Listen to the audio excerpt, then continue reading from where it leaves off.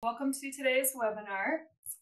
Today we'll be covering Atlas protocols for the Montana and Mountain States Bumblebee Atlas, so Colorado, Nevada, Utah, and Wyoming. So just to orient you to Zoom, we will be recording this and upload it to the Bumblebee Atlas website and to our YouTube channel by the end of the week. So if you can't make the whole presentation this evening, we will also have it available to view later. We will be using the Q&A feature. So if you have questions that come up anytime throughout this webinar, just drop your question into the Q&A. We'll pause periodically to check those, answer some questions live, or we might answer those directly through the Q&A. So my name is Michelle. I'm a conservation biologist. My role is coordinating the Montana Bumblebee Atlas, and joining me is Rich Hatfield. So Rich, I will hand it over to you. Thanks, Michelle. Hi, everybody. My name is Rich Hatfield. I'm a senior conservation biologist for Xerces. I lead our bumblebee conservation programs. I'm based in Portland, Oregon. So I started running Bumblebee Atlas programs in the Pacific Northwest in 2018 and have grown this program, and really excited to have Michelle on board in Montana. And we'll be having a new staff member that will join Xerces on June 10th that will be running the Mountain States Bumblebee Atlas. So stay tuned down there. There'll be a lot more developments coming up, but we wanted to include you all in this webinar tonight to get you trained up and ready to go once that person is on board. We will go ahead and get started. So I'm going to share my screen. Michelle and I are going to kind of go back and forth a little bit tonight to keep you engaged and on your toes. So I'm going to give a sort of a brief introduction to the Bumblebee Atlas program, and then Michelle will get into the specifics of what will be happening on the ground there in Montana and the Mountain States. So bear with me a sec here while I share my screen. And Michelle, if you could just give me a thumbs up, letting me know you can see my screen, I will go ahead and get started. Okay, awesome. Thanks everybody for being here. This is really exciting to kick off this training and to get this region of the country up and going on our Bumblebee Atlas programs. These Bumblebee Atlas programs are being run primarily by the Xerces Society, but we have a number of key partners in this program. Our key partners in Montana are the Missoula Department of Ecology and the U.S. Forest Service, and our key partners in the Mountain States is the BLM. And we couldn't be doing this webinar this evening without their help and their participation. So a big shout out to our partners and from the very start. And with that, I will just dive in. In case you're not familiar with the Xerces Society, we're a conservation nonprofit. We're based in Portland, Oregon, and we are dedicated to conserving wildlife through the conservation of invertebrates and their habitat. We have a number of different conservation programs. We have an endangered species program that Michelle and I both work for, who do extinction risk analyses and some advocacy for imperiled invertebrates, and do a fair bit of science and community and citizen science to help those animals. We also have a pollinator program that works on working lands, largely with farmers, in many cases in collaboration with the NRCS, helping to increase insect biodiversity on farms to help with pollination services and pest control services. And then we have a pesticide program that sort of serves as an umbrella for all of those other two programs and helps understand how pesticides are impacting invertebrates and advocates for policies to help protect invertebrates from those threats. We have a number of ways that you can engage with us. We are on all the social media channels. We also have a very vibrant YouTube channel that has a recording of this webinar, as well as a host of other webinars we've been gathering for the last several years. We have a new podcast called Bug Banter that you can find wherever you get your your podcast these days. So please engage with us here and anywhere else that you might be interested in engaging with pollinator conservation issues. We are a member-supported organization. So if you are already a Xerces Society member, we just want to thank you for being a member and thank you for being here tonight. And if you are not yet a member, we just wanted you to know that this is a member-supported organization, and we certainly welcome your participation. And there's a URL there on the slide that you're welcome to join to learn more about that, xerces.org/donate. And with that, just wanted to let you know that this is a sort of a specific training webinar with the goal of training you sort of A to Z how to participate in the Atlas program. Behind all that is the sort of ecology and conservation that makes this project of interest in the first place. And a couple of months ago, all of the Xerces Society conservation biologists that are leading Bumblebee Atlas programs led a Bumblebee ecology and conservation webinar. That was a 2-hour sort of deep dive into the ecology and conservation of bumblebees, and why this is important and why we're working sort of towards the conservation of these animals. And it's not required, but if you want to get a deeper understanding as to why we're doing this work and why bumblebees are so important to our landscape, and why this program is so important to conserve them, you may go back and check out that webinar. And again, you can find it on our YouTube channel. And we can drop a link in the chat as well, so you can go back and take a look at it. You can also find a link to it directly from the Bumblebee Atlas website. So just wanted to let you know that was out there, and it was a resource available to you, and to encourage you to seek it out if need be, or if you want.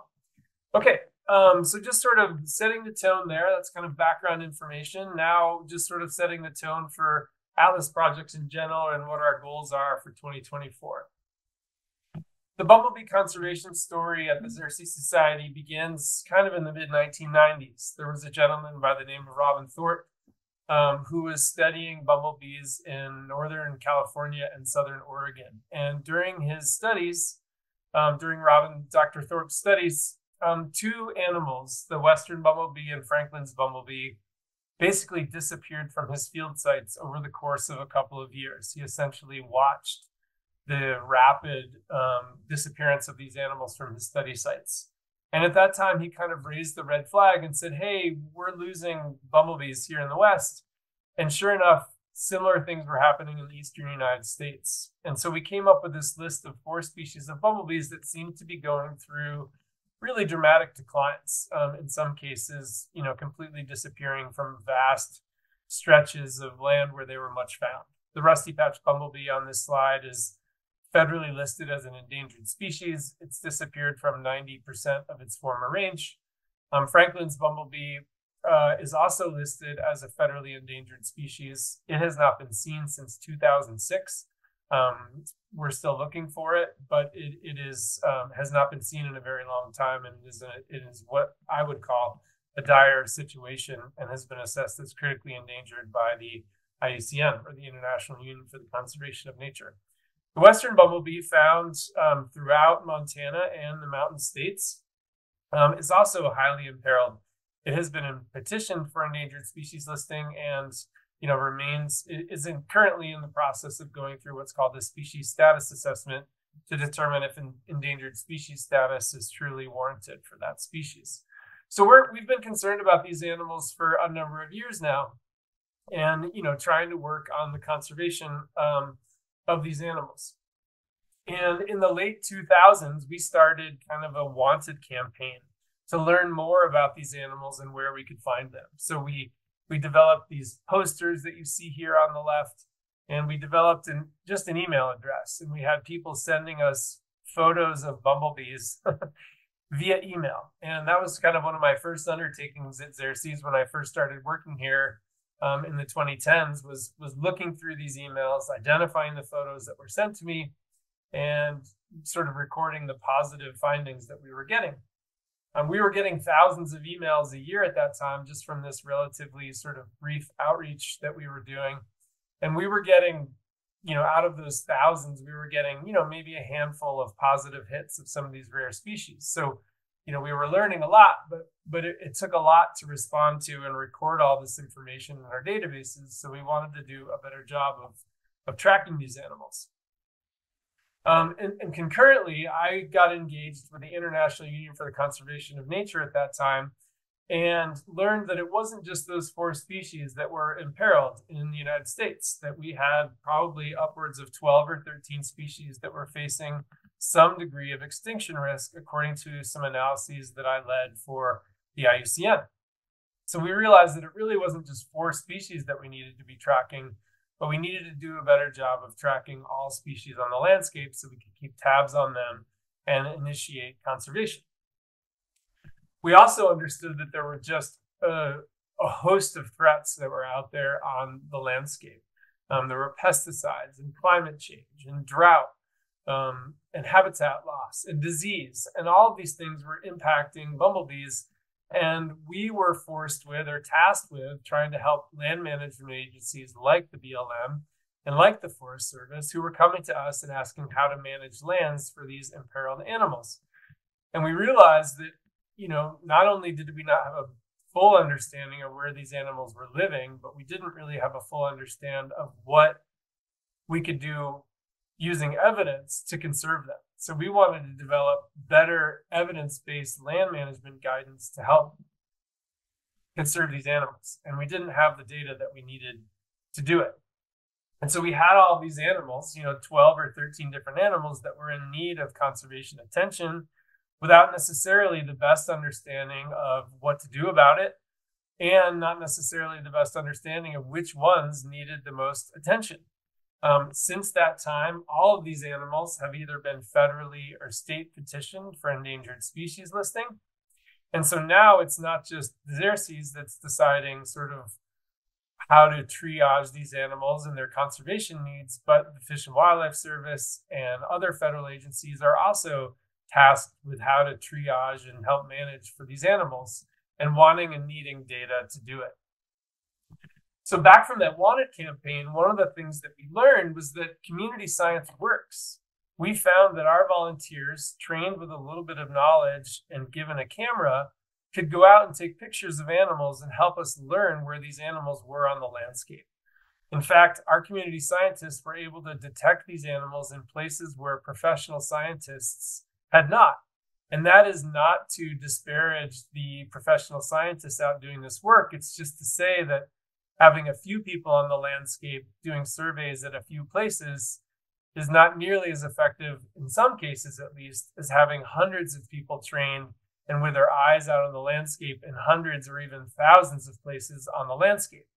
So at this time, we sort of knew there was a need for more evidence, and we thought we might have a potential solution to gathering data to help us address that evidence using some sort of directed community science program. And we also knew that without baseline data sets at a sort of large regional scale, that we were going to have a challenging time assessing how animals were doing in the future. We needed to understand sort of how things are now to get a current condition to which compare future condition to.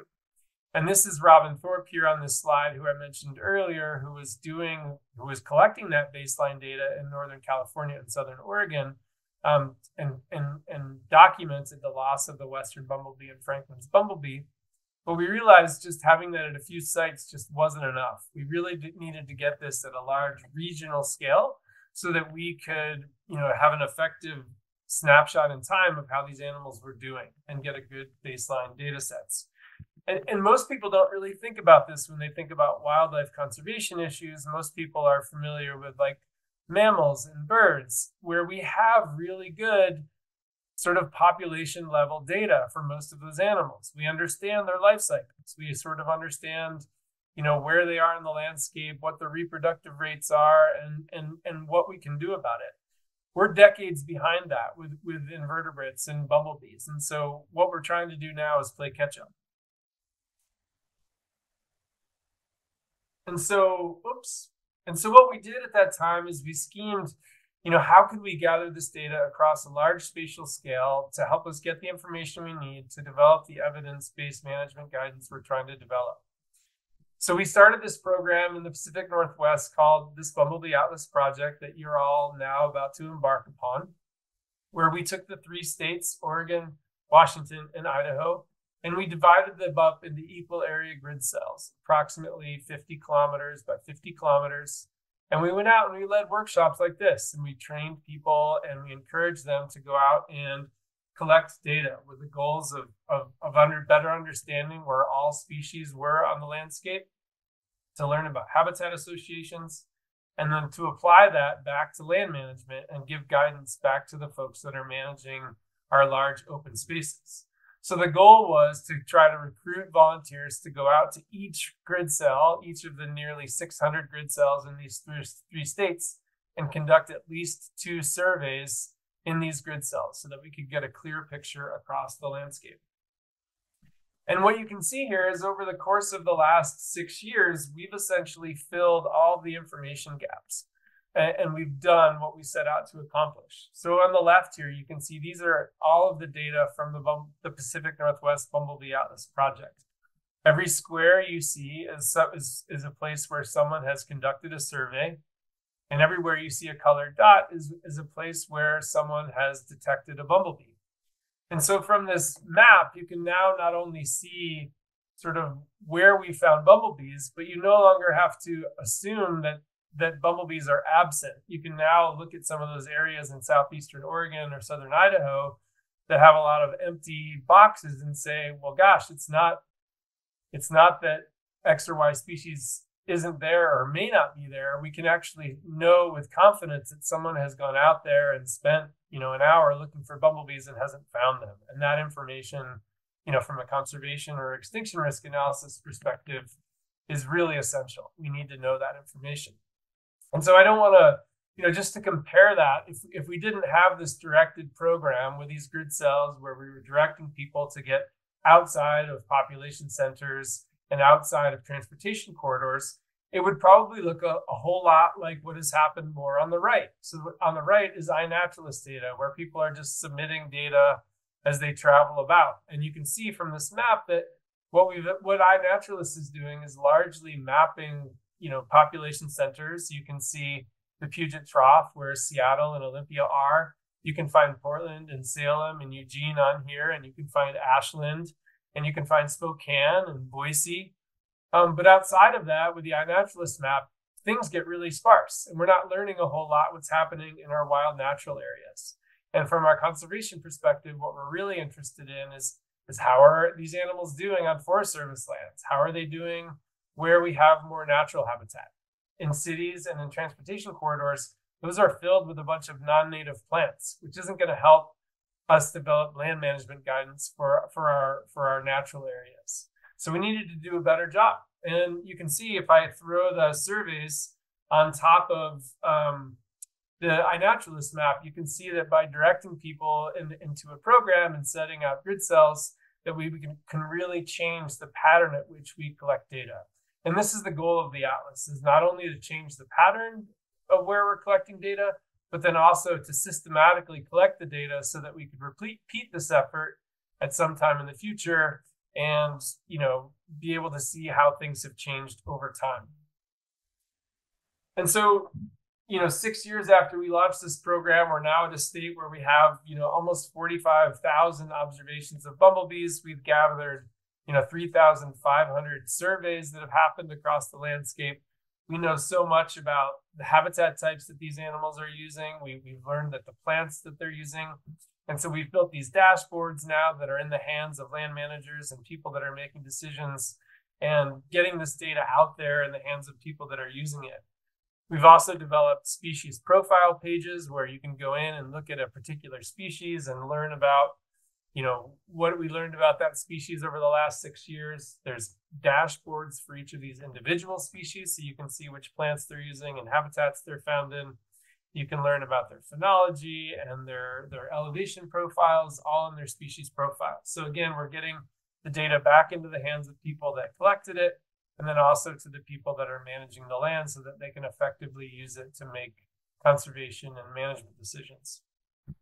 And then we were also using data from these programs to develop management guidance. So we put together this pamphlet called Habitat Management for Bumblebees in the Pacific Northwest, where we've gathered the evidence that we got over the program and put together some concrete guidance for land managers. And so this is the goal really for all of these programs, is to go out and gather all of these data and then get the data back in the hands of people that need it to make effective conservation decisions. And so this program, while it started in the Pacific Northwest, it is now expanded. In 2024, will be active in 20 states. You can see the whole host of partners that we have throughout the country, including a lot of state wildlife agencies, as well as the organizations that are funding this. And as I mentioned at the top, the partners that are specifically helping us with this program in Montana and the Mountain States are the Missouri Department of Ecology and Extension, the BLM, and the U.S. Forest Service. And so we really value their partnership and help in this program. And I just want to give a shout out to Michelle and all these other fine individuals that you see. While I launched this program in the Pacific Northwest, and as it has expanded, I've been able to hire this amazing staff of people that are out on the ground doing the bulk of this work, teaching me what I did wrong in the Pacific Northwest and helping me to improve upon this program and building it into what it has now become today. So I'm really thrilled to be able to work with Michelle and all these other folks and to learn from them and to watch this program grow. And so I'm really excited to now, I think, turn it over to, I have a couple more slides. Just to give you a sense of where we are in the Mountain States and in Montana, sort of these are the gaps that we have to fill. So these are the data that we've collected that have been collected in Montana over the last 10 years. And you can see that while we have a fair bit of data in the Rockies, you can probably pick out the the highly traveled and highly lived in places on this map. And our goal over the next few years is going to be to fill in the gaps on that map. Likewise, if we're to look at the 4 states to the south of Montana, Colorado, Utah, Nevada, and Wyoming, you can see there are some places like the Front Range of Colorado and around Salt Lake City that are fairly well surveyed, but the rest of the area is largely a black hole over the last 10 years. So our goal again is going to be to fill in all of these gaps, and we're enlisting the help of all of you to help us to do that. And you can see that one of the cool things is when we launch these programs, we do see an explosion of observations in these areas, helping us to close these information gaps. So last year, for instance, we launched in a few new places in South Carolina, North Carolina, Tennessee, and Georgia.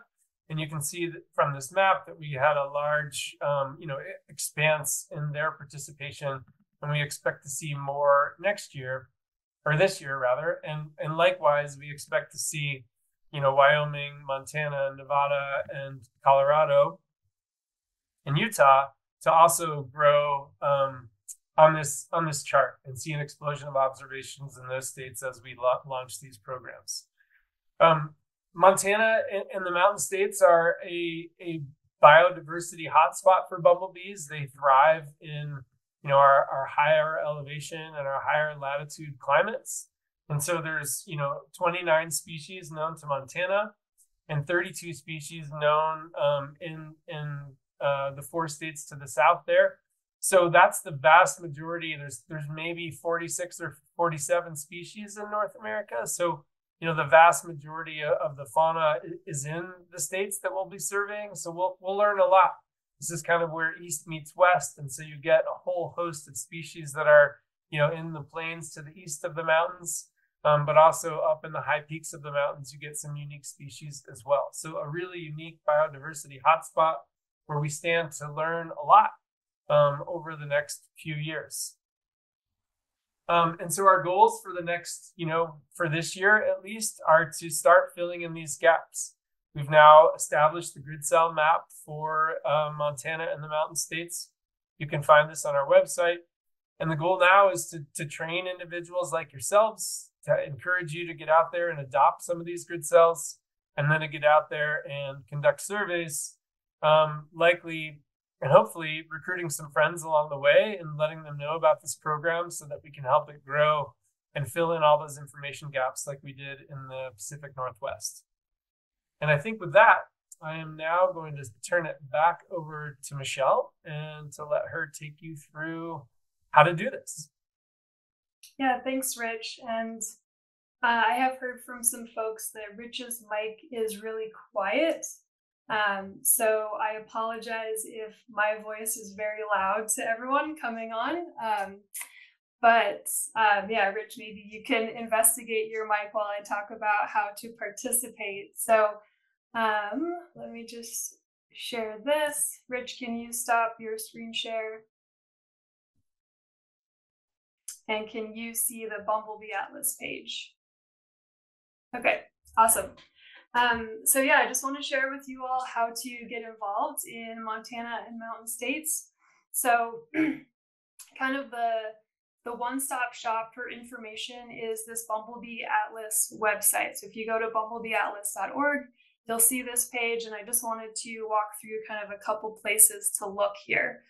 So if you go to get involved, find your atlas, then you can go here to Mountain States and explore.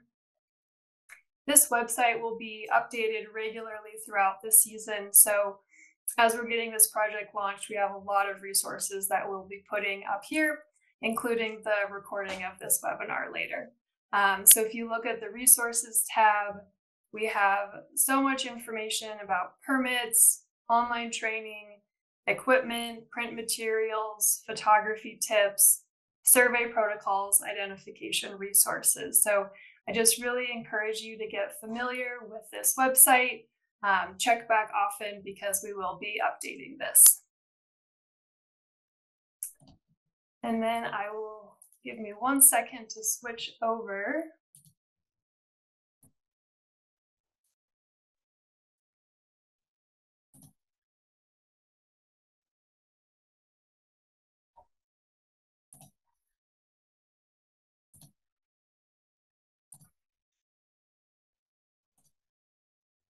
Okay, how's that look, Rich?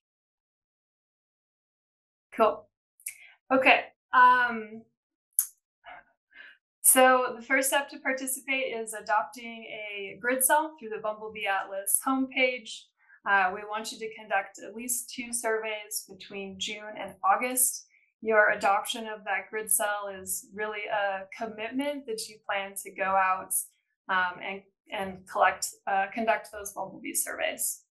And all the data is submitted to Bumblebee Watch. Rich is going to give a tutorial in a little bit about how to enter your data, but that's kind of the basis of participation. So as far as the time frame to survey, those 2 surveys can be done anytime between June 1st and the end of August. This is an illustration that shows the bumblebee life cycle. What we want to get is peak bumblebee activity when the most female worker bees are out and when you can find them.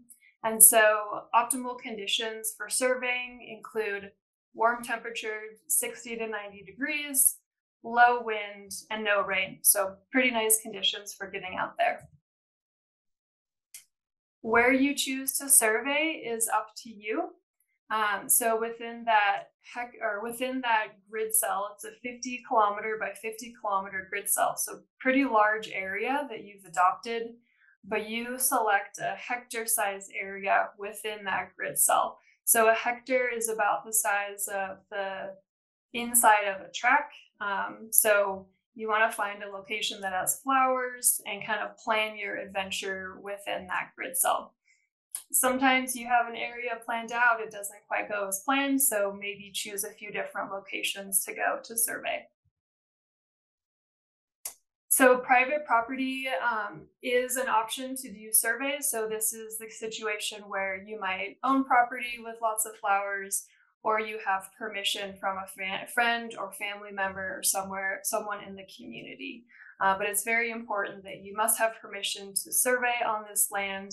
And we're also looking for areas that are at least a hectare. So if you have a small lot in town, that's probably not going to be big enough for a survey. Public land is a great place to go out and do bumblebee surveys. So we have a lot of public land in Montana and in the Rocky Mountains.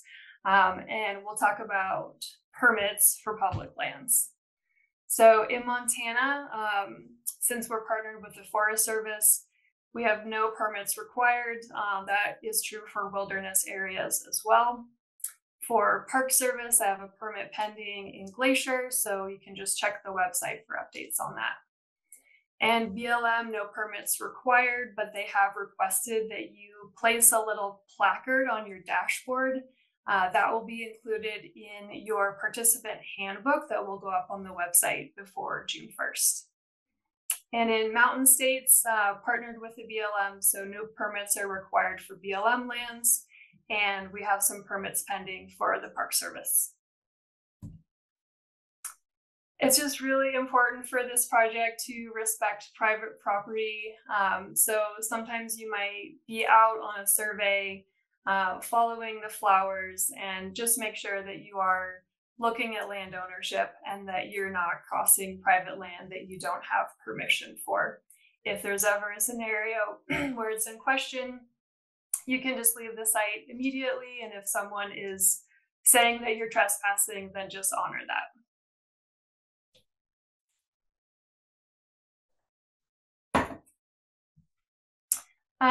We do get a lot of questions when people are out in the field with insect nets, and so we've printed out these volunteer identification cards. It has information about the project, contact information. And so if this is something that you would like to have while you're out in the field, you just have to scan that QR code and we can print one off for you. The deadline is May 20th, which if you're attending this webinar, that is today. So I'm going to pause for just a moment to let you scan that QR code, because we do need these submitted before the end of tonight. So if you want to request that now, go ahead and do that, or get that link ready to go, and you can do that after the webinar.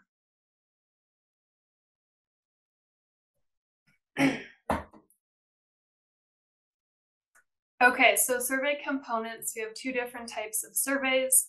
One is a point survey and one is a roadside survey, and I'll talk about both of those. And after the survey is completed, then you'll conduct a quick habitat assessment. So a point survey is a 1 hectare area where there are lots of flowers. So you get to go find a beautiful meadow, such as one like this, or an area that has some flowers where you expect to find bumblebees. It needs to be within your adopted grid cell. And what you do is look for bumblebees for 45 person minutes. And so what that means is that you divide the search time between how many people are out there surveying. So for example, if it's me and 2 of my friends, that's 3 people for 45 minutes. We're each actively searching for 15 minutes. So you can see that having more people here is definitely a benefit to kind of make that search time be reduced. So after you complete the bumblebee survey, you conduct a habitat assessment, and that's the bulk of the survey. We also recommend that someone knows where you're going, just so that you have a safety plan in place. So what you're doing is walking through this area for this point survey. Sometimes you need to get down the level of the flowers to search for the bees or watch for bees flying past, but you're basically trying to catch all of the bumblebees that you see within that 45 person minutes. But every time you catch a bee in the net, you want to pause your timer, and all of the time it takes to transfer the bee into the vial, place it in the cooler, maybe you need a sip of water, all of that you're not counting as your active search time. The moment that you are actively searching for bees again, you start your timer, you're good to go. The other type of survey is a roadside survey. So this can be really good where there's a lot of private property. You can use that public right-of-way, which in most cases is 30 feet on either side of the road. However, if there's fence lines, please respect those property boundaries. But what you'll do is look for a 10-mile stretch of road and conduct 5 surveys that are at least half a mile apart. So at each of those locations, you spend 15 minutes searching for bees. Again, those are 15 person minutes, so you can divide that between the number of people there. The completion of this survey is 5 bumblebee surveys and 5 habitat assessments. We recommend for safety reasons that you wear bright colors and that you make sure that you respect private property. The habitat assessment is done after the bumblebee survey. This is not an exhaustive habitat assessment, and on average, it takes people about 5 to 20 minutes. So it's asking basic questions like, what kind of habitat are you in? And we have options that you can choose from on the data sheet, and we'll talk about that in a little bit. We're asking what habitat surrounds your area, how many plant species, how much of the area is in bloom, and what are the land management, what is the land management that's occurring. I know that this is a lot, especially maybe you've never caught a bumblebee before. So we have put together an instructional video. It's about half an hour. So I'm not going to show the whole thing right now, but if you are wanting to learn more about what it looks like being out in the field, kind of step by step, check out this video on our YouTube channel. I do want to share with you a couple very important pieces of a bumblebee survey. So the first one is how to net a bumblebee. So let me play this for you.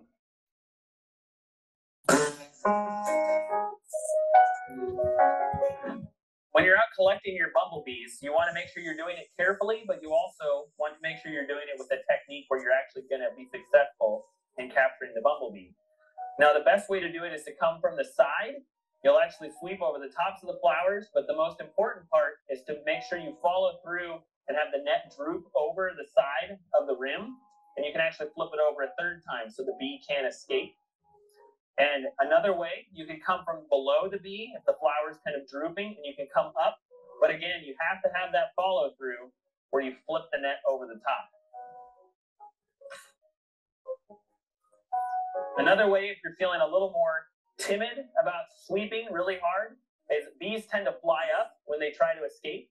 So you can actually put the net over the top of the flowers that it's on, and the bee will usually fly up to the top of the net. Or once it gets about halfway, you can just tip the net over, and then it'll be captured in the bottom of your net.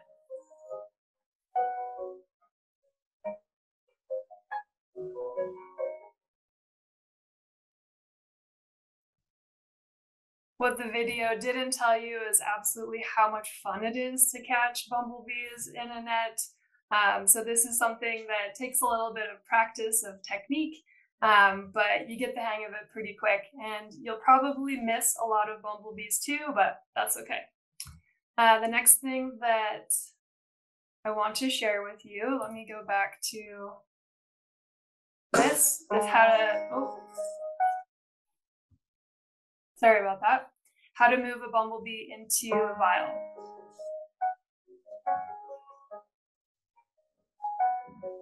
So once you've collected your bee, you're going to gather the net up so that the bee is restricted to one part of the net. And then you're going to take your vial with the lid off, slide it up the net to that area where you've kind of narrowed or bottlenecked the net. You'll slide the bee into the vial and keep that net nice and tight over the top of the vial. Once he's in there, you can take your lid, you can slide it up the net to get to where the top of the vial is. And then you can sometimes keep the net inside the opening and then slide the net out once your lid's on top. Or you can just, if he's cooperating or she's cooperating, you can just slide the lid right over the top. And then you've got your bumblebee. Once you've collected it, you can put it in your cooler or put it on ice, or so you can prepare to process that bee once you're done with your survey.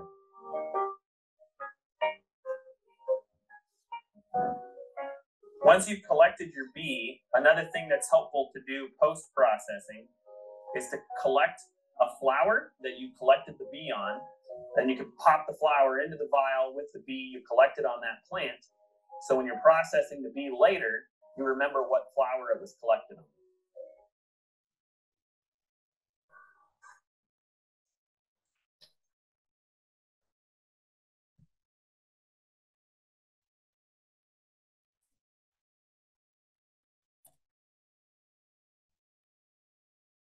Okay, so as far as the survey supplies that are required for this and a bit of the process of the workflow. So you're at a site, you'll be netting the bee, placing it in a vial, putting that vial in the cooler, and then taking a number of high quality photographs, and those photographs will be used for identification purposes. I just want to chat through each of these supplies and some of the requirements that we look for. So aerial insect nets, everyone has their favorite net.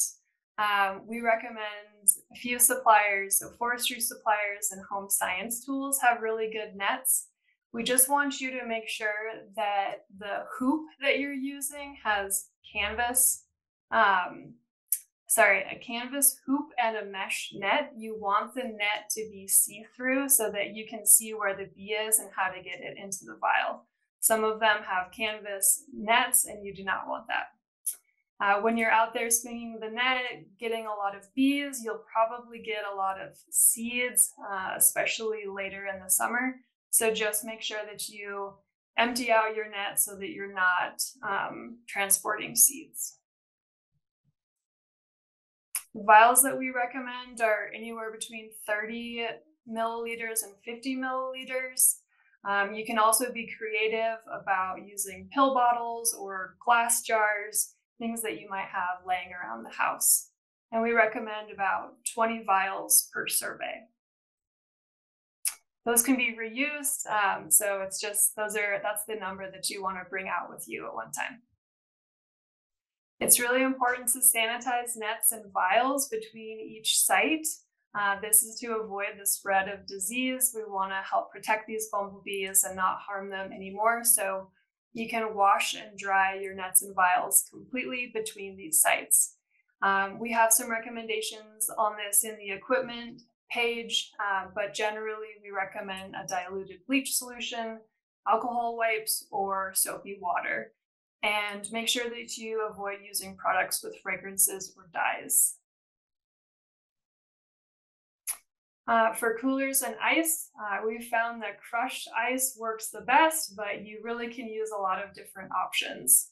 It's just really important to submerge the vial up to the base of the cap and don't put the cap under the ice. We don't want to flood the vials or drown the bees. And these vials can get cracks in them, so we recommend that as you're cleaning those vials, you check to make sure that they are intact and also not going to drown the bees. Cameras are really important since this project relies on high quality photographs of bees, but there's a lot of different options. So a lot of new smartphones have incredible macro settings. You can use a point and shoot, you can use a DSLR. There's some nice lenses that clip over smartphones. We have a number of photo tips and tricks for you on the Atlas website. We do have a number of kits available for loan. This is a small number of kits, but we do have some equipment if that is a barrier to participate. So if you would like to request a gear kit, you can scan this QR code or you can go to the Bumblebee Atlas website. So just to kind of recap this section, this is a checklist of what to bring in the field with you. So you'll want your data sheets and your pencils. The data sheets can be downloaded from the Bumblebee Atlas website. We want you to bring insect net and vials, a cooler with ice, a camera or a smartphone to take high quality photos, a GPS unit or a way to get location information like through your phone, a timer or a way to keep track of time like on your phone, a weather device to record basic weather information like temperature and wind. You can also use weather apps either at your site or when you get back home. Field guides, so plant and bumblebee identification, maps so that you know where you are and you don't get lost, and last of all, to bring your friends because catching bees is more fun with friends. Okay, so I mentioned earlier how important it is to take high quality photographs. So I just want to cover some of the important things for what you will be submitting to Bumblebee Watch. So you've caught the bee, you've placed it on ice, it's chilled, and now you can handle the bee to take photographs. So if you look at this diagram in the lower right, it breaks down the part of a bumblebee. So you have the head, the thorax, and the abdomen. So first I'm going to chat through the photos that you should include for the head. So we want a photo or photos that include the front of the face, the top of the head, and the cheek length. And the cheek length is basically the area between where the bottom of the eye meets the mouth of the bee. And we look at the ratio between the length and the width of this. So we can categorize bees as being long, medium, or short cheek length. This is not something that I expect you to look at a bee and say, oh, that bee has a long cheek, but that's really important for us when we go back through photos and we're trying to identify. So just make sure that you can take a photo that shows that space below the eye and the jaw. So for the thorax, you can see in this photo on the top right, the thorax is where the wings meet the body of the bee. So right between the wings, you can see this big black stripe. It's really important for identification of this bee. So we want photos that show the front of, between, and behind the wings. We're looking for the side of the thorax and under the wings. And if there's anything diagnostic about the thorax, so is there a circle or a stripe? Is there a central black notch? All of those will likely be important for identification.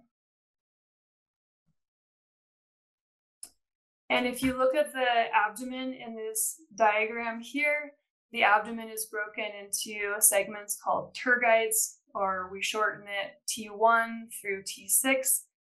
These are each these bands that tend to have different colors of hair on them. So it's really important that we have photos that show all of the different colors of the tergites, that the wings aren't covering those colors, since those color patterns are really important.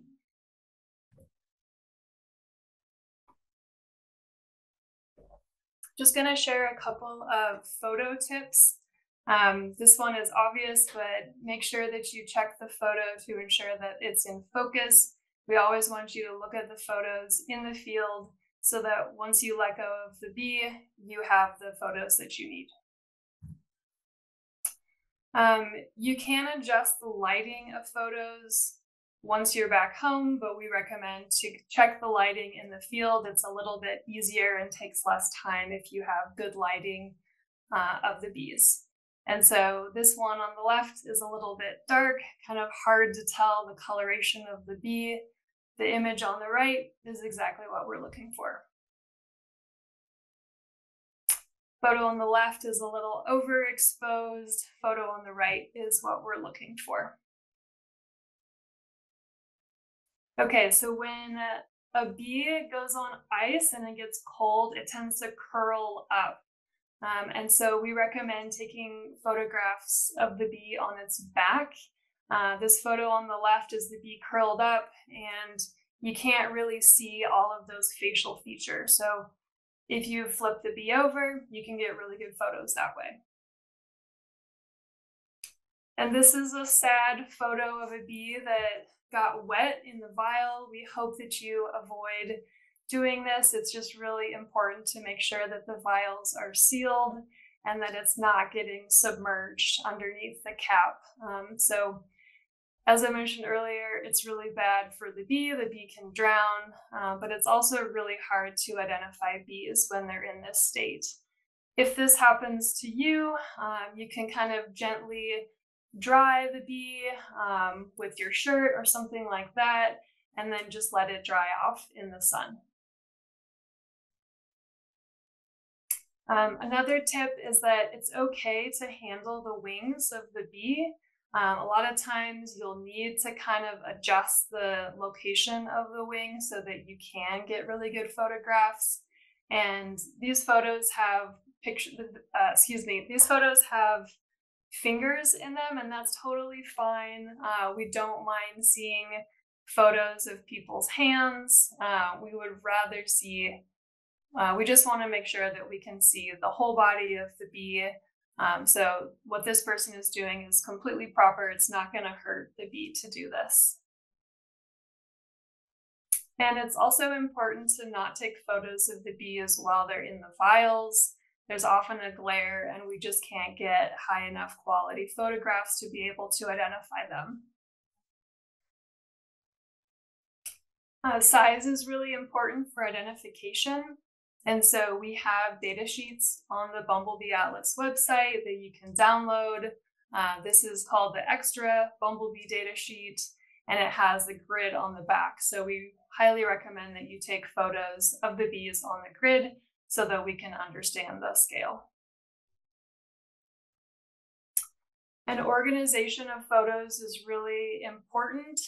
So if you're handling the bee and taking photos on a camera or on a phone, and then you go to upload your data on Bumblebee Watch, it's just really important that you are uploading the correct photos with the correct bee that you're inputting into Bumblebee Watch.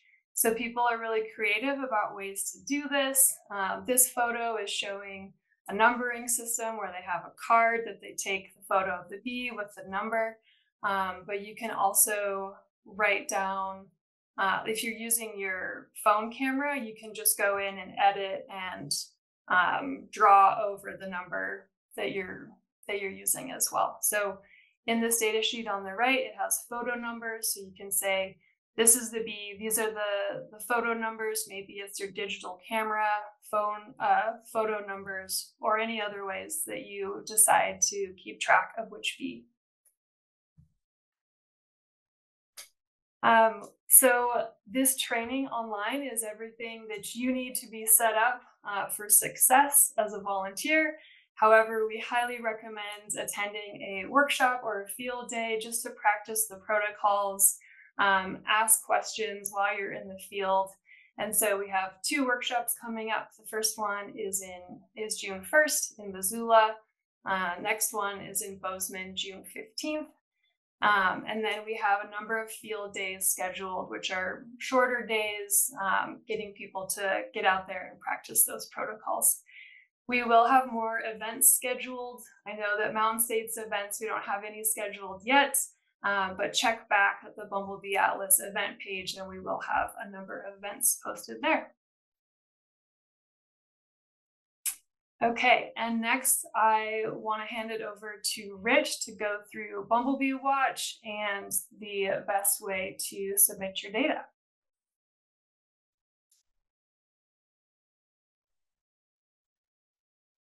Okay, wanted to do a quick audio check before I proceed. How do I sound, Michelle?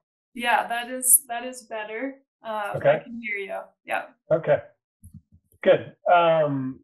I just wanted to say there have been a number of questions that have popped up in the Q&A. I thought I would, good, I'm seeing better now in the chat too, so people can hear me better, which is good. Sorry about that. A couple questions that I thought was maybe just worth repeating so that everybody hears the answer to them. One person asked, are we killing the bees by putting them into a jar and then into the cooler? And I just wanted to explicitly answer that question. Yes, happy to answer that. These are all non-lethal methods. So catching them, placing them in a vial, putting them on ice is just momentarily stunning the bee. They wake back up. They do a very cute little preening, cleaning of themselves, and then they fly on their merry way. So this is not harming the bees. Great. And then another question, very related, is how long do they stay sleepy? Oh, well, Rich, I'm going to let you answer that one. Okay. I will answer it as I did in the chat, in the Q&A there, which is it really depends on a couple of things. One, how long the bee was in the cooler, so how cold he maybe he got. But then also the ambient air temperature, so how warm it is. So if the bee, has been in for 10 minutes or something like that, so she's sort of just entered her cold anesthesis, and it's a reasonably warm day, like a kind of an average day, I would say you have probably 5 minutes to take photos. During that time, she will be more or less motionless for maybe a minute, and then starting to move and getting more active for the next 4 minutes, increasingly so. If it's a very warm day, like say in the 90s, or even the high 80s, you can warm up quite quickly, and you may only have 2 minutes. So it's really, I encourage you. I dropped a couple of links in here that how to conduct a survey video. They're the first one that I dropped in at 5:24 is the timestamp that I see. You may be in a different time zone. That video shows, you really want to get your station set up, and you want to test the settings on your camera before you start taking bees out of vials to take pictures of them, because you want to make sure, like, when you start, you're going to have, it can feel stressful, right? You got a couple minutes to get these photos, and you want to make sure to get them, and that your photos look like the photos that Michelle said are good versus bad, because you don't want to get admonished by Michelle. No, I don't mean that really. It's more just like the most important thing you can do is take good photos, right? Like if you've gone out to a site and you've driven, say, 60 miles to get there, and you've spent hours doing the survey, or an hour doing the survey, and then you take photos that don't allow us to identify the bees. We've learned that bumblebees are there, but we haven't learned everything that we could learn. And so we really want to take advantage of that time. Like 90% of it is getting people out to the site. So making sure you're ready to take those photos is great. So I'd encourage you to, watch that video and get your station set up and your camera settings correct before you start taking bees out.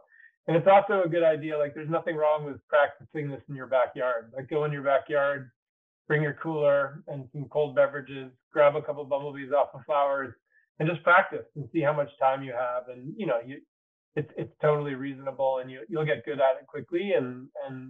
But it's good to practice. You don't want to be sort of in a stressful situation as you're trying to figure out how your camera works. Okay, I think my job now is to teach you how to use Bumblebee Watch. Right? Is that what I'm supposed to be doing now? Okay. Yes. Okay.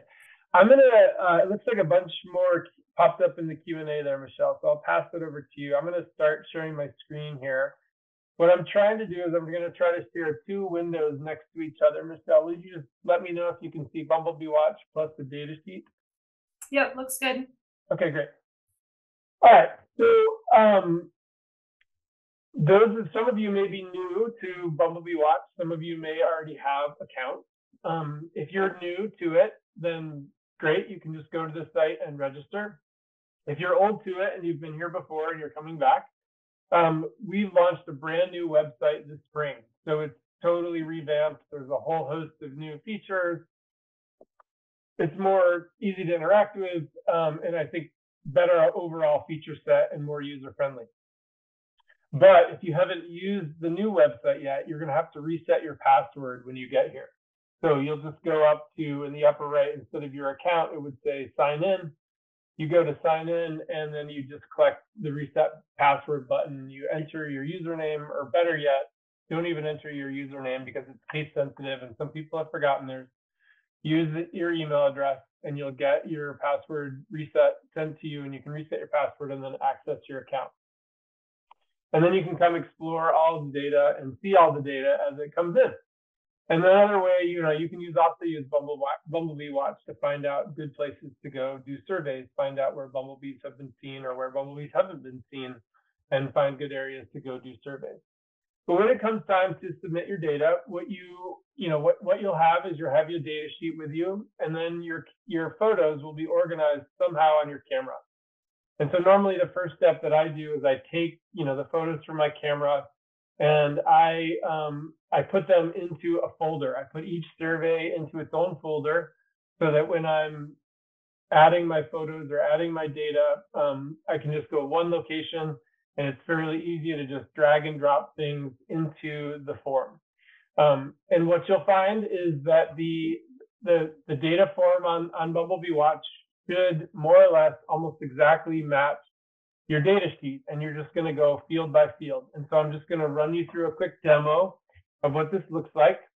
So when it comes time to submit your data, you'll come to bumblebeewatch.org. You want to make sure to log in, and then you'll click Add Sighting, or Add Sightings up here in the upper left, this blue button. And then you can log in.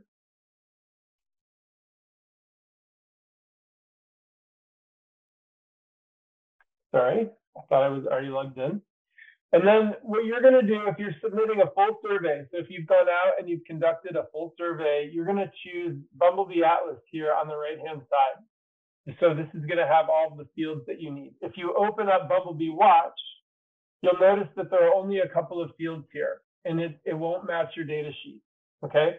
So, but when you click on Bumblebee Atlas, it'll pull up all of these fields, okay? And these are going to match. This is a screenshot of a data sheet that I filled out for this. And so what you're going to do is just going to fill this out, basically from the start.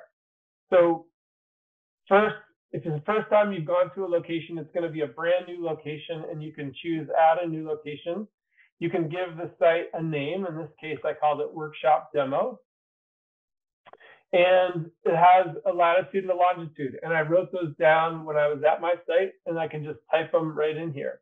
So 45.94 200, and then longitude -117.9488. And you should remember that longitudes in North America are negative. So you do need to enter that negative number before your longitude. If you didn't write down your latitude and longitude while you're at your site, then you can also use the map to do this. So you could choose select on a map, and then you could even inquire, if I wanted to go to Bozeman, you can choose Bozeman up there, and let's say you conducted a survey in Westlake Park. You can then turn on the satellite and find out, well, gosh, I hope you didn't conduct a survey in Westlake Park, but maybe you did. And then you could click the location that you conducted your survey and hit that location, and it would change that information on your data sheet. You can see now the latitude and longitude are different from what I had previously entered. And then you're just going to set an accuracy of this location. So when you conduct a survey, you're doing a hectare, and this is in meters. So if you put that dot at the center of your hectare, then your accuracy should be 25 to 50 meters. The date of your sighting, you will enter, in this case, this is June 1st, 2024. Since that hasn't happened yet, I put that because that's the opening day. But that hasn't actually happened yet, so I can't enter that data in here, but I will just enter today. The survey type, most of you will be doing a point survey, so you'll choose point. The collection method, we ask you to say whether you captured all the bumblebees, which most of you will be doing this. Most of you will be relatively new to this, and you won't be able to necessarily differentiate different species, so you'll choose this captured or at least tried to all bees. In my case, I circled different up here, so I would choose that in this case. My survey was in 1 hectare, so I put 1 there. I only had 1 surveyor. I didn't have fun. I didn't bring any friends. That's my own problem. And then the start time, you can hit the clock, and the start time here was 12:45 p.m. The survey end time was 1:45.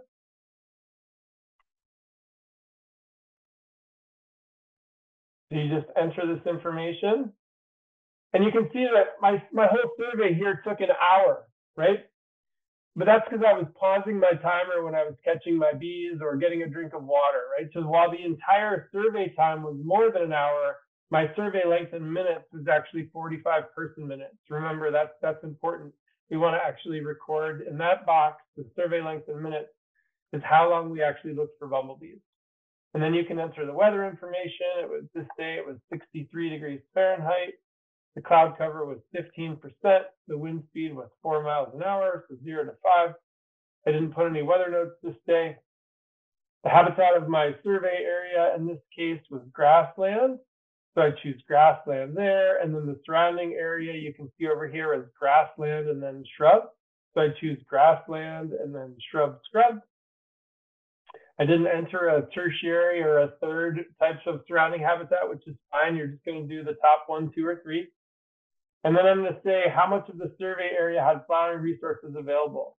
And this choice, we're not asking about percent cover. This is really in how much of the plot could you look for bumblebees on flowers. And in this case, I chose 60%. So I would say 60% here. And then there's some questions about nesting resources. So I saw bunch grasses and rodent holes, and I saw bare soil, and I saw leaf litter. You might see other things while you're out there. For mowing, I did not see evidence of mowing. I did not, just so that you know, this form that I'm showing you here on the screen is actually from the Pacific Northwest Project, and we've kind of moved to the next phase. So there's a couple of things that are different from yours. You'll just say yes, no, or suspect here.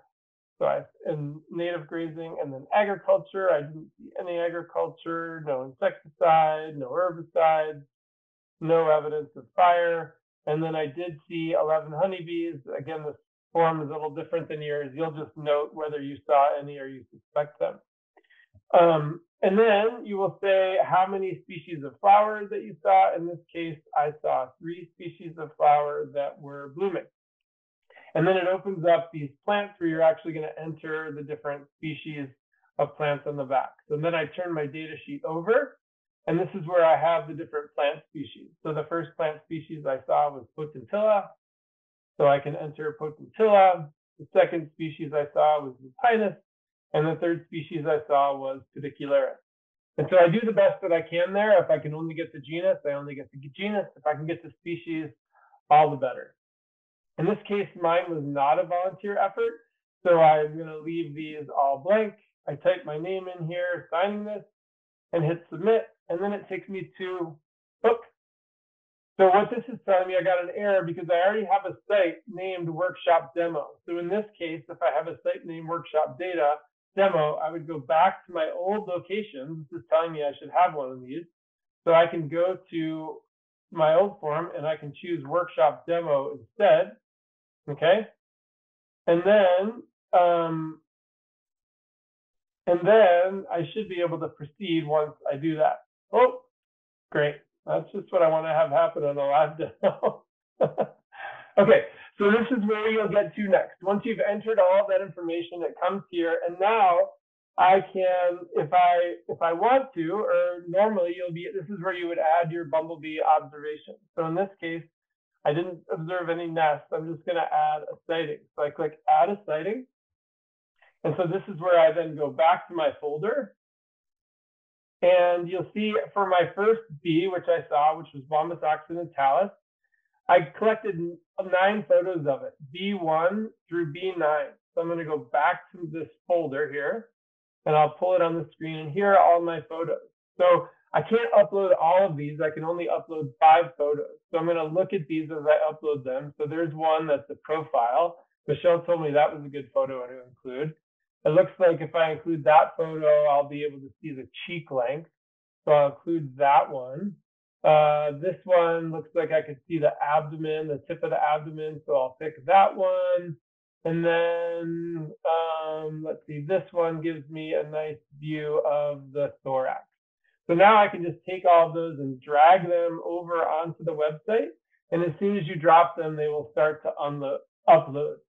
Then if you know the species, you can choose the species. If you don't know it, you can just choose species or bumblebee in this box, and Michelle will make a determination on what species it is.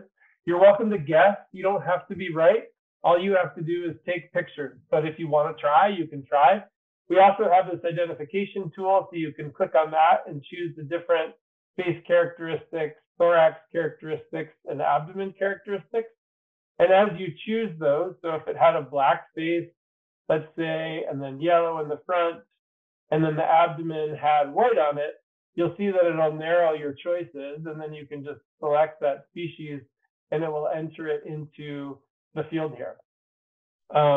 And then you can say, in this case, this was a female because I thought it had pollen on it. You'll learn more about this later. So I could say either worker or female. And then here I'm going to enter the floral host. So I go back to my data sheet, and I learn here that I observed this on Potentilla.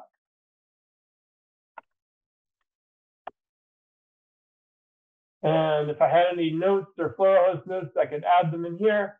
If I don't, then I can just click Add Sighting. And then now my checklist has one sighting associated with it. And to enter the second one, all I would do is click Add Sighting here, and I could enter into the form, and then I'd enter the same, or I'd enter photos from my second observation and enter those details in here. I won't sort of bore you with those details and taking you through that, but that is more or less the process of entering your data. So you'll end up with a checklist of all of the bumblebee species that you saw on your website. But if you're done here and you've submitted all your bumblebees, then you can just exit from it. Or if you wanted to see what you entered, if you click on the checklist ID over here, or the BID, it would take you to the bumblebee observation that you made, and it would also link to the checklist. So then if I click on the checklist, then you can see all of the information that you entered, and all of the bees that you entered with that checklist would be here, up here at the top. So that is a just overview as to how to submit your data to Bumblebee Watch. There's also a recording about how to do this that's available at that Train Online URL that I shared there. So that, that's more or less, well, I don't think I'm where I want to be in this slideshow. Sorry, I'm just one slide back. Okay. So yeah, that is an overview as to how to conduct a survey, and as far as, how to submit your data. And just as far as best practices, a lot of people seem to hold on to their data and wait till sort of August or September to submit their data. And I would really just encourage you to submit your data as close to collecting it as possible. And the main reason there just being sometimes you may have forgotten to fill out something on your data sheet. And if you just enter your data as close to that time, you'll have a chance of remembering, what you might have forgotten. Another best practice I would say that's actually not on here is to take a photo of your data sheet after, like immediately when you finish processing your bees and you've entered all of your information.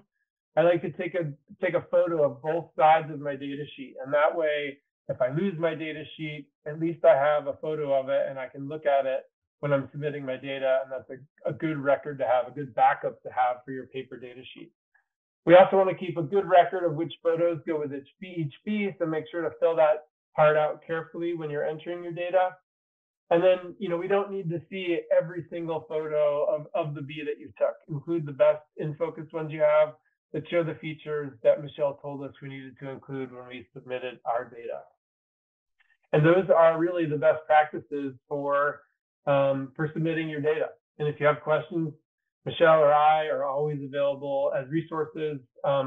And eventually, you all will probably start using each other as volunteers as resources as well. But please reach out at any time if you need any help. And I think I'm going to turn it back over to you, Michelle. Yeah, great. Thank you, Rich.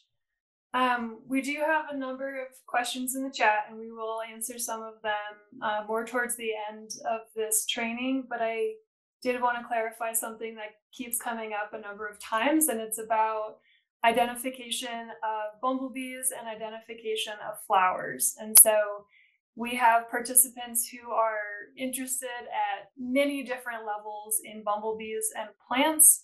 We do not expect you to be expert identifiers in either of those things.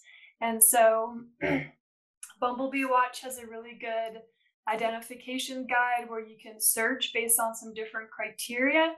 that's a way that you can place a guess of the bumblebee, but just know that every single bumblebee that you submit through Bumblebee Watch gets verified by myself, Rich, other experts. And so your identification is not the determination of the species. So I just wanted to mention that. And then I will chat a little bit more about resources and plant identification as well. But there's a lot of apps that you can use to get you to a best guess of a genus, and then also submit some photos through Bumblebee Watch so we can help verify that your plant identification is close. So Rich, did you want to add anything else about identification?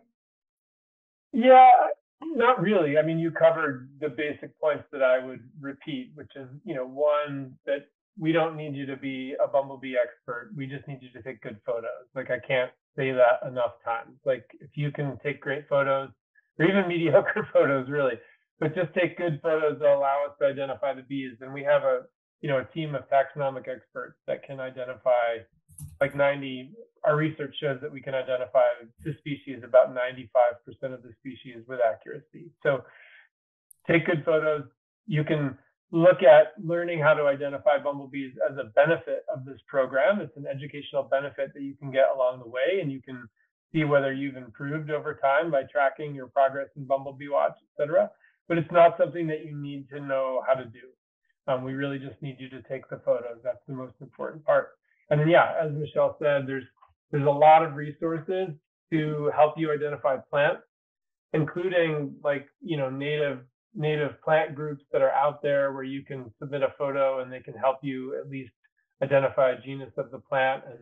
And so use the AI resources out there like Seek by iNaturalist and even Google Lens and other things to help get you close. And then you can use people, other people in this project. Some of them will be botanists and can help you figure that out before you submit your data. There's a lot available, and I think that's part of the fun of it, is getting together with a community people to help figure things out.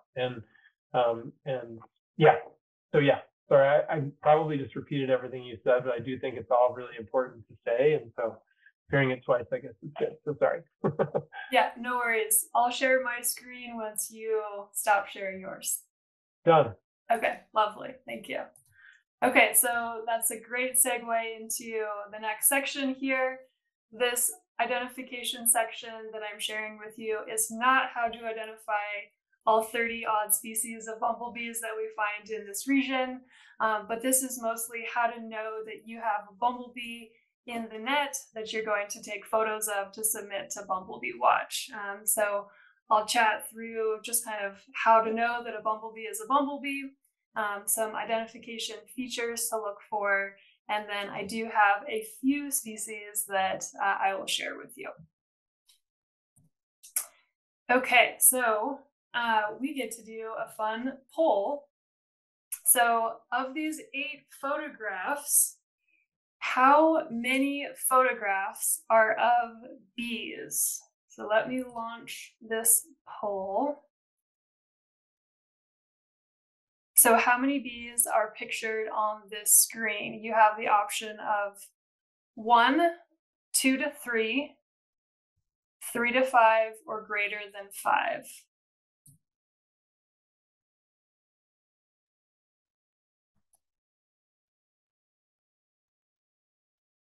And we'll wait just a couple minutes for people to submit their answers.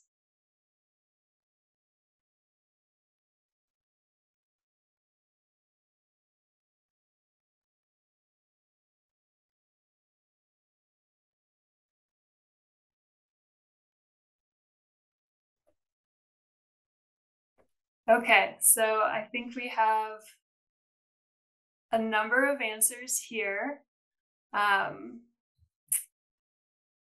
And it looks like most people say that it is one species, one bee is pictured on this screen.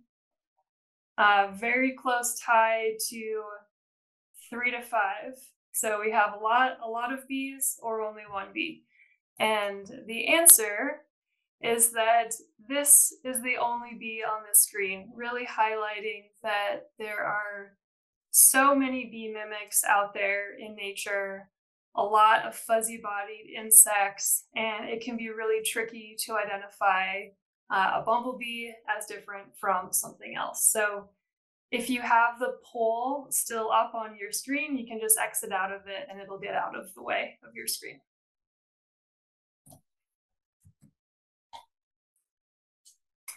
Okay, so I want to cover some key characteristics of bee versus fly. So a bee has 4 wings, a fly has 2.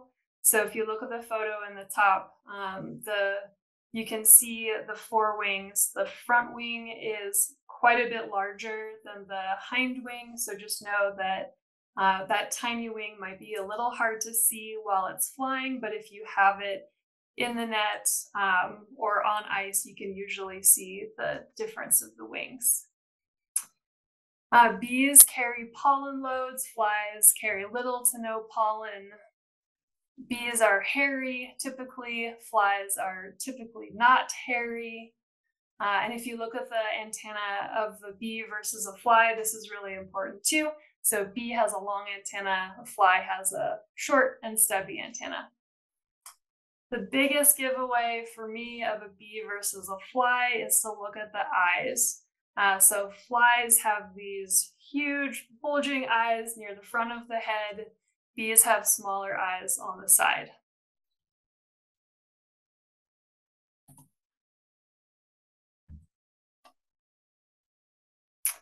Okay, so typically there's not a wasp that looks very much like a bumblebee, but we just wanted to go through kind of a bumblebee versus a wasp just so that you know the difference. So wasps do have 4 wings, but they just look quite a bit different from a bumblebee. They have a narrow body, a tiny waist, and they just kind of look a little meaner than a bumblebee. Like a bumblebee is a very friendly, fluffy insect. A wasp is, a little bit tougher looking. Bumblebees carry pollen. Wasps are pollen eaters, so they typically don't carry pollen on them. Wasps are not very hairy, whereas bumblebees are very hairy, and wasps have colored or patterns on their exoskeleton, like this wasp shown here. You will see a lot of honeybees while you're out there doing your surveys, so it's really important to distinguish between a bumblebee and a honeybee. On average, honeybees are quite a bit smaller than bumblebees, but you do have size variation in bumblebees and honeybees as well. So generally, a honeybee is medium-sized with a torpedo-shaped abdomen. They are black and orange-brown in color. Similar to bumblebees, they do have a pollen basket on the hind leg. So you'll see that big pollen ball on there. But one big difference is that if you catch it in the net and you look at it face to face, this honeybee will have hairy eyes, whereas bumblebees don't. Okay, so buckle up. Here's where things get really fun in distinguishing bumblebees versus carpenter bees. This is something that trips me up. You will often see a carpenter bee and confuse it for a bumblebee because they're very similar in size. One thing to look for is the hairiness of the abdomen. Bumblebee is always hairy. A carpenter bee will have this smooth, shiny abdomen. And if you look at the hind's leg of both of these, they have very different structure. So a pollen basket on a bumblebee is this structure that's used to carry pollen that has that dense pollen ball. It's actually concave in shape. It's smooth, it's kind of shiny, and it definitely doesn't have any hair. So a carpenter bee, it has dense hair on that hind leg and won't be carrying around this dense ball of pollen. But my go-to for bumblebees versus carpenter bee is really looking at that abdomen. So Carpenter bee abdomen, it's bald, there's no hair. That shiny reflection off of that abdomen, you will know for sure that it's a carpenter bee. Okay, these are some differences between female and males. As Rich was sharing in Bumblebee Watch, we do ask if you're seeing a female or a male or a queen. Again, this is something that if you don't know, that is completely okay. We don't expect you to memorize all of these, but wanted to share some differences so that you can learn more about bumblebees. So key thing for female versus male is that males are just very hairy, very shaggy looking. The female has shorter hair and it's just a little bit, looks more well kept. And so if you see this super fluffy, super hairy yellow bumblebee, it's probably a male. So we talked about that pollen basket. For bumblebees, that concave shape, it's smooth and shiny when it's empty. When it's full, it has this big ball of pollen. So the females have this, but the males won't have it because they're not actively foraging for pollen. We talked about the abdominal segments, the tergites, and so the females will have 6 of those tergites, the males have 7.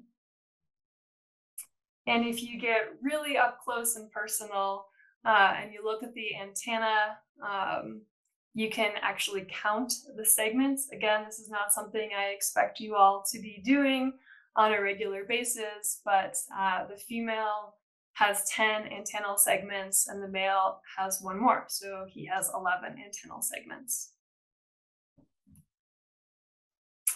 And the males just have big, kind of bulge looking eyes. Females have quite a bit smaller eyes. And last, this is a fun party trick to show your friends. This picture at the bottom is showing someone handling a male bumblebee, and they can handle it like that while it's not chilled because it has no stinger, so it cannot sting you. The photo on the top is a good way to handle a live bee, a live female bee on the flower. But just in general, even though the female bumblebee has a stinger, she is not intending to sting you. Like, that is her defense mechanism as a last-ditch effort if she's very stressed. But generally, bumblebee stings are very low. I have never gotten stung by a bumblebee, and I've handled a lot of bees. Okay, and then the last one is identifying cuckoo bees or not a cuckoo bee. So what a cuckoo bee is a kleptoparasite that invades the nest of some bumblebee species. They kill the queen, they trick the worker bees into foraging for pollen. And so you can look at this photo of the left. The cuckoo bumblebee has sparse hair on the abdomen. The bumblebee has this dense hair on the abdomen. The other thing that you can do is look at the hind leg. So bumblebees will have, for females, they'll have that pollen basket. Cuckoo bumblebees, they will not have that structure. They are not actively collecting pollen. Okay, so like I mentioned earlier, I'm not going to teach you all of the 30-some species of bumblebees, but we do have 4 species of concern within this area that I wanted to share with you so that you can understand what they look like, and if you see them, to be able to pick up on some of their diagnostic features. So all 4 of these species have been petitioned for listing under the Endangered Species Act. So I do have to mention here that the distribution maps are for the Montana Bumblebee Atlas program. Since that's the program that I'm managing, we will have more information about mountain states, some of the rare species there, so stay tuned for that. But all of these species are found within the greater region and are generally in decline across the Montana and the mountain states. So Western bumblebee was petitioned for listing under the Endangered Species Act in 2015. It's currently under review. Really obvious way to identify this bee is that if you see a bee with white on the tip of the abdomen, it's quite likely the Western bumblebee. But its head will be black with yellow. The thorax is yellow in front of the wings and a black band between the wings. The abdomen is this color pattern of T1 being black, T2 through 3 yellow, and then that very bright T4 through T5 white. Suckly cuckoo bumblebee is another species of concern. So it was last observed in Montana in 2015. It was petitioned for listing in April of 2020. And there was a positive finding after 90 days. So that suggests that action may be warranted, but that is what we know about Suckly cuckoo bumblebee as of right now. So the front and the top of the head are black. The thorax is yellow with a black band between the wings. The T3 can have yellow at the edges. T4 has a black patch in the center, and the T5 can have yellow at the edges. This cuckoo bumblebee uses the Western bumblebee as a host. So since the Western bumblebee is in decline, this species is also seeming to experience decline. So American bumblebee, Bombus pennsylvanicus, it's declining throughout much of its range, found throughout eastern US and eastern Montana, but that's sort of the western extent of the range. So it was petitioned for listing in 2021. And a good way that you can identify this bee is a black head, yellow in front of the wings on the thorax, black stripe between the wings, black or yellow behind the wings. And then for the abdomen, the T1 is half black, half yellow. T2 through T3 is yellow, and T4 through T6 is black.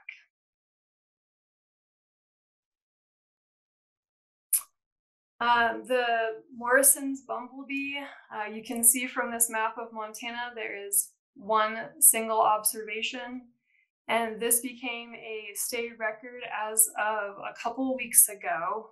So this is a new detection for the state and is something that we're interested to see in Montana. This bee was petitioned for listing in 2023. It is a very bright yellow bee. The front of the head is black, but the thorax is all yellow. For the abdomen, T1 through T2, bright yellow, T4 through T6 is black. So there's a lot of different resources if you are interested in bumblebee ID. This book on the left, Bumblebees of North America, is a comprehensive identification guide. The bumblebees of Eastern United States and of Western United States, these are available for download for free. And then Bumblebee Watch, there's just a lot of different options that you can choose, where you're at, the different parts of the bee, what colors they are, and it can help narrow down some identifications for you. I'm also putting together a Bumblebee ID guide that'll be posted on the website in June for the bumblebees that we can expect to see in Montana. And then for Mountain States, you can expect a similar resource by, I won't promise a time, soon. For plant identification resources, there's a number of different field guides, dichotomous keys. So here in Montana, I highly recommend Lessica's Manual of Montana Vascular Plants. This one in the middle is something that you can download for free. So it's Common Native Forbs of the Northern Great Basin. It goes through a number of plants that you can expect to find throughout the region. And then there are so many apps available. So For each state, there's a Wildflowers of. So I have this one here for Montana, but there's a number of different apps that are similar for states that you can just search for in the App Store, and they're free to download. iNaturalist, Seek, Google Lens, these are all apps that help recommend identifications for you. And then iNaturalist has a community of people that can confirm those identifications. Okay, so we're getting towards the end. So just so you know what the next steps are to be involved in this project, adopt a grid cell, like that is currently up on the website. You can look through the map and determine where you would like to go. We have a number of resources on our website. Some things will be coming soon, like the participant handbook.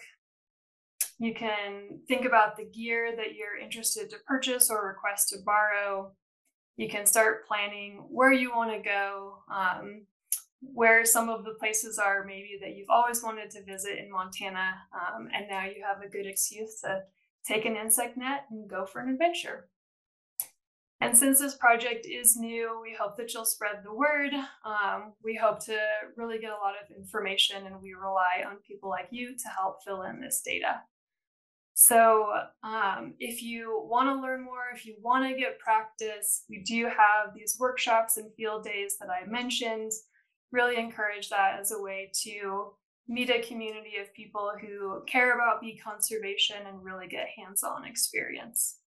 And then after this webinar, you all will be emailed a short survey. It's just a way that we can get your feedback about our training.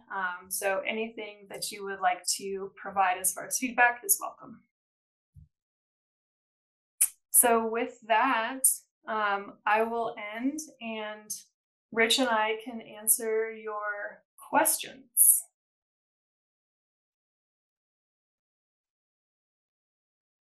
Yeah, there's a couple of points of clarification that I would like to just say out loud. I think a number of people were potentially confused by the deadline that you shared at the beginning for the ID badge, thinking that potentially that was the deadline, or that today was the deadline to sign up to be involved in the project. And I just want to let everyone know that you don't have to make a decision like whether or not to participate right now. You don't have to like buy in and decide that this is for you or it's not for you. That's just to get the identification badge. We place one order every year for all of our 20 states.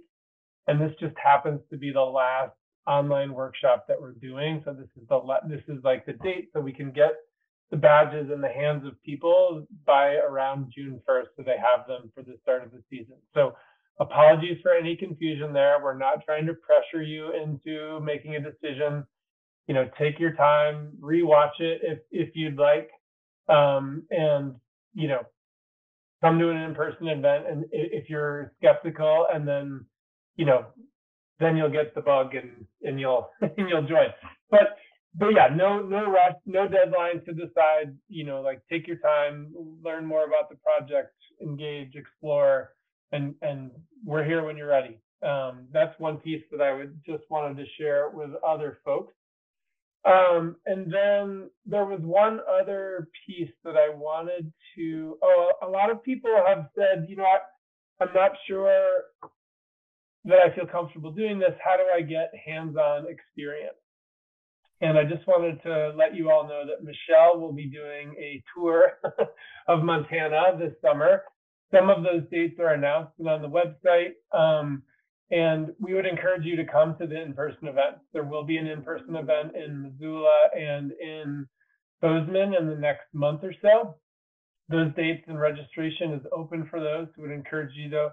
But then, Michelle, since most of you will have gotten a lot of that information, would encourage you all to just come to a field day. These will be shorter, 2-hour, learn how to catch a bee, learn how to take picture events, and those will be, you know, at a number of places throughout the state.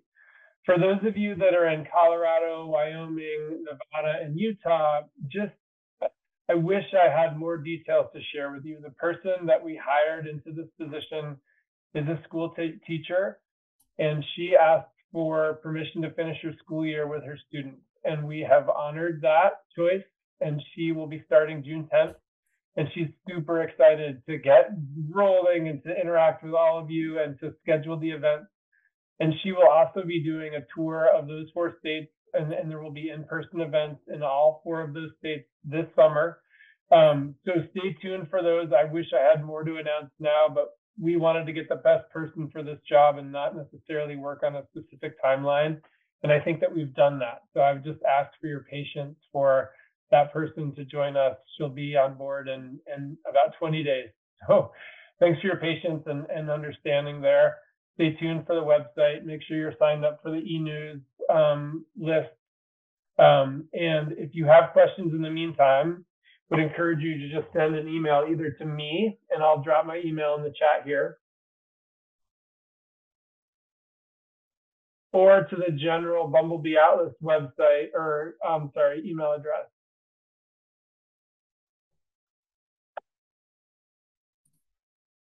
And either of one of those will eventually get to the coordinator for the Mountain States Atlas.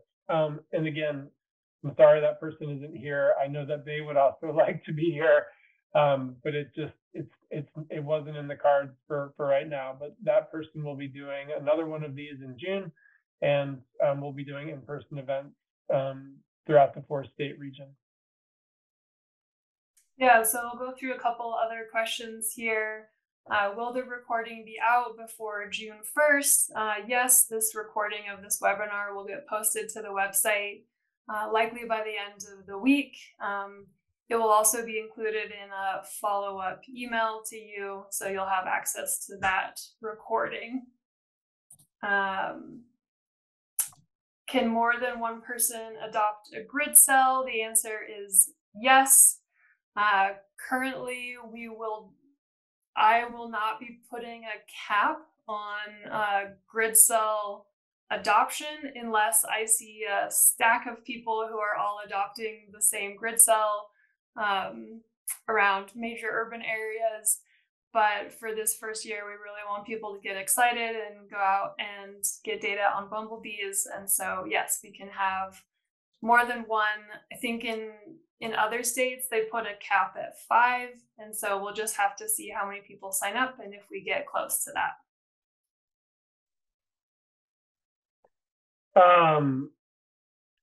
Okay, I'm gonna start sharing my screen here. There's enough questions that are coming in about like how to sign up and how to get involved and all these things. So I'm just gonna start sharing my screen and just do a little brief tour of the website.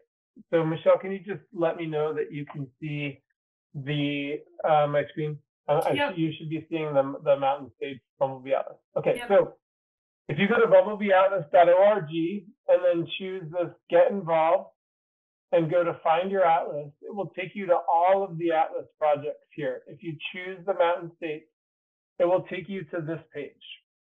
And this is where you're going to find most of the information that you're curious about.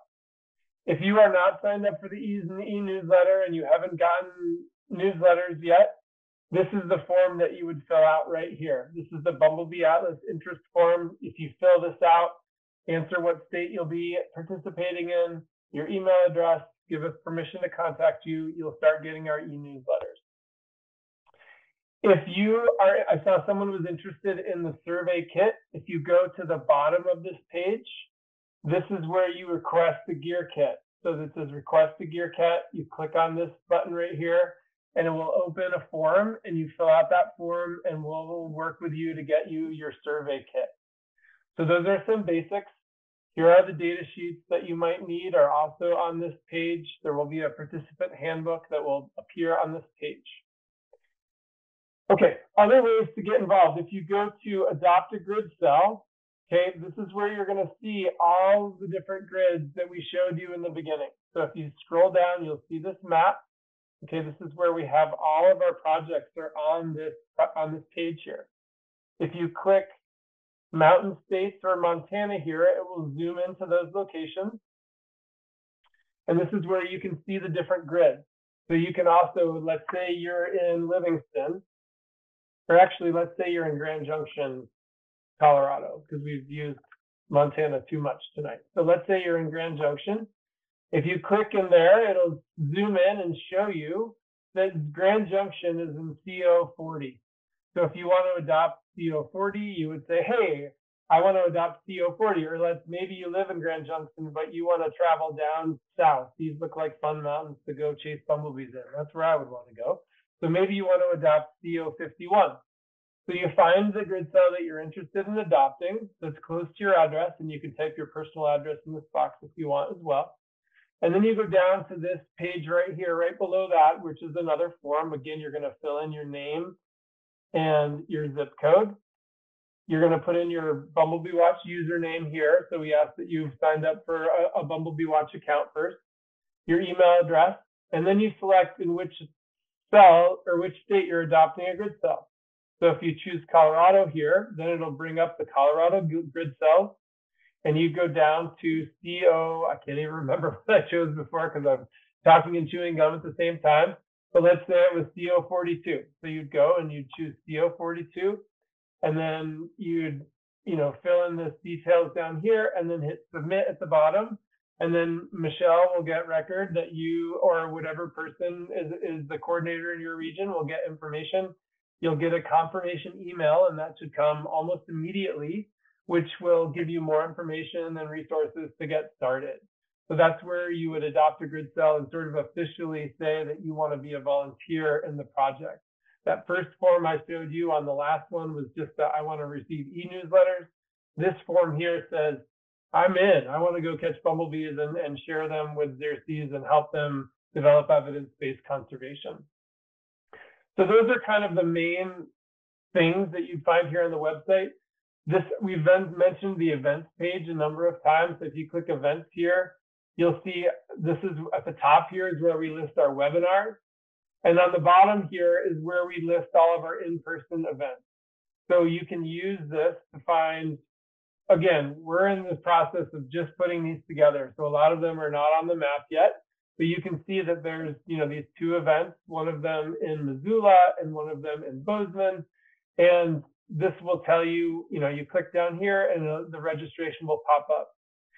Soon there will be lots more events in Montana that Michelle will be doing, and there will also be ones in the other 4 states, and they will appear on this map, and they will allow you to select and register for those events and come meet us out in the field and learn how to do these protocols in person, so you can get some hands-on experience, as well as you get to meet other people that are participating in the project as well. And that's kind of one of the ways. Attending these in-person events is a great way to build community and get involved with other folks in your state and your region. So I hope that very quick, rapid tutorial of the website helped answer some of the questions that were out there.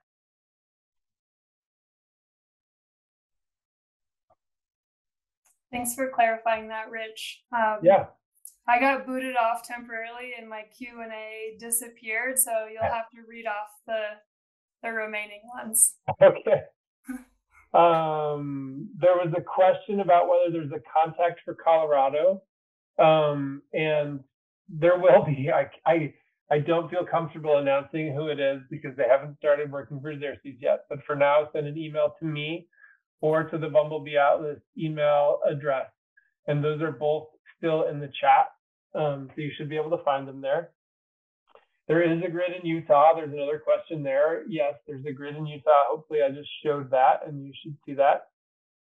And there's a question here. Is there any way to verify that I've successfully adopted a grid? As I mentioned, when you adopt a grid and fill out that form, you should actually, Michelle and I haven't touched bases on this. Michelle, have you finished setting up the automatic email yet? No, so thank you, George, for bringing up this question. You will get confirmation that you adopted your cell and some more information of what to do next, but yeah, still to come.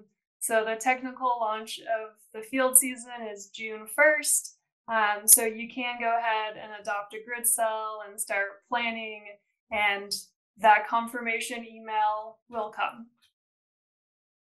Yeah. In the meantime, if you're afraid that your form didn't go through, I mean, if you saw a confirmation, your information has been submitted, click here to do another one. We have your data, and I can assure you of that. If you're afraid that it didn't go through, you think it didn't for some reason, feel free to send Michelle or I an email, and we can get back to you, and we can go in the back end and look at the data and see, make sure that it was included. Yeah, I see a question in the chat about permission on Forest Service land. So because I'm working here in Montana, I can tell you that in Montana, you don't need any permit or any authorization. So you're good to go to collect bumblebee data on Forest Service land. I'm not sure where we're at with the other 4 states, so you'll have to be patient and wait till our new Mountain States coordinator comes on, and then she can clarify that for you. So all of those updates about permitting, those will all be posted to the Bumblebee Atlas website. So feel free to reach out mid-June or so, or just check back on that website to see what's been posted.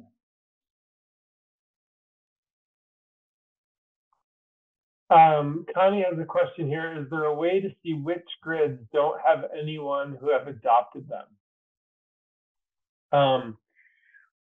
As Michelle mentioned, we're not really worried about that right now. The chances are the further you get from a population center, the more likely it is to have not been adopted.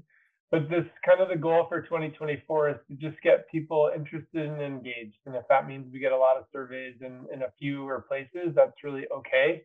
But if you really want to find out how you can help best, right now, probably the best is to reach out to Michelle or I, and we can help you choose a grid cell that's close to you that also hasn't been adopted yet. But we're not currently displaying that on the grid cell map, although we may choose to do that at some time in the near future, depending on how much interest and engagement we get.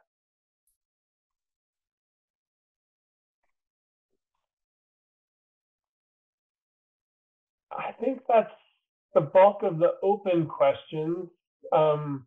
Whether it's worth sort of rereading some of these ones that have been answered already, I kind of looked through them earlier, and I thought we probably have handled it all pretty well as I looked through it. And I would encourage other people to just go to the Q&A. There should be a little answered tab at the top, and we can, or you just read through the questions that have been answered there.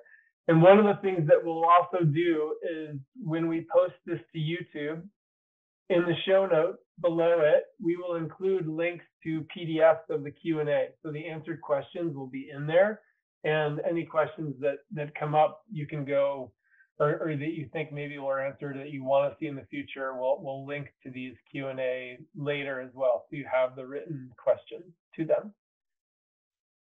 And we'll also do that for the chat. We'll get a transcribed version of the chat here that we won't put it all in there, but all of the links and stuff that we shared will also include in the show notes of the YouTube, so that you have access to those as well. Great. Well, thank you everyone for spending 2 hours of your evening with us, or of your day if you're watching this recording. I know that it was a lot of information.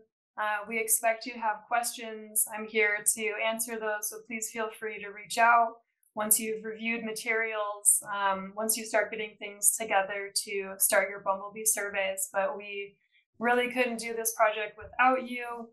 This is such an incredible project to learn more about bumblebees and contribute to conservation of bumblebees on the ground. So thank you so much for being here and being a part of the Atlas. So thank you very much. Yeah, thank you all very much.